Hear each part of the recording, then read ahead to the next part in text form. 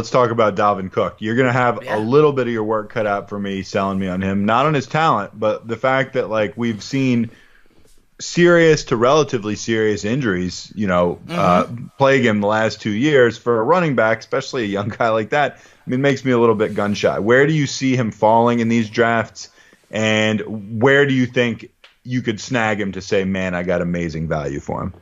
I think you see him falling to late round 2, which is kind of where McCaffrey was going by the end of last year, and that's kind of where I'm just like, that's an insane value, because I think Cook presents as that like next Christian McCaffrey style upside. You already ironed out the two really scary points, or the only scary point, and that's health. It's obviously a contentious point here if he's missed significant time in 2 straight seasons. There's no debating that, and that's the only reason I think this guy would not hit 1,800 total yards and 10 to 12 touchdowns, because everything else checks out as perfect, near perfect for me when you look at the fantasy stock formula. Probably a 27-28 talent. The vision's unreal. The receiving ability is up there with any back in the league. The acceleration, the way he just reads his blocks, everything about him as a runner and a pass catcher I think are fantastic. But now he gets the Gary Kubiak effect mixed in, which I love more than anything. Kubes from his Broncos days. I do know coordinating an insane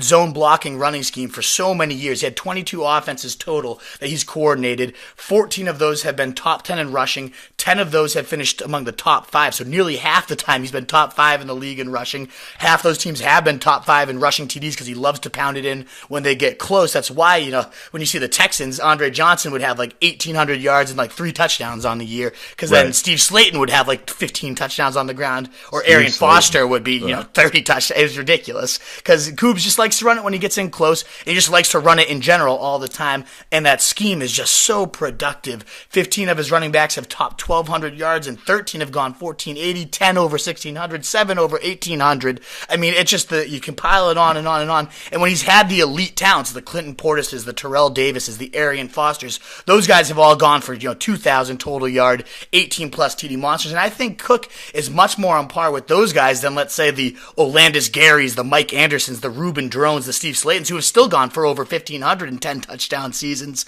And those guys are nobodies. So you give me a talent like Cook, you put him in this scheme that's made these type of monsters out of nobodies and elite talents alike.